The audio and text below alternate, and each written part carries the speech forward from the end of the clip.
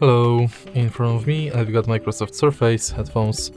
In this video I'll show you how to perform firmware reset.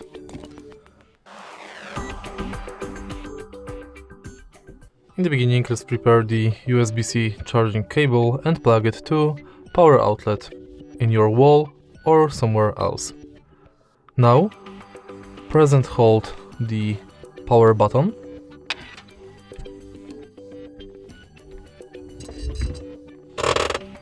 and after a few seconds connect them to the charging while still pressing.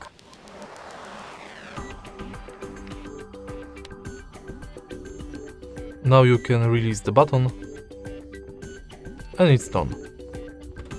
If you find this video helpful, please leave like, comment and subscribe.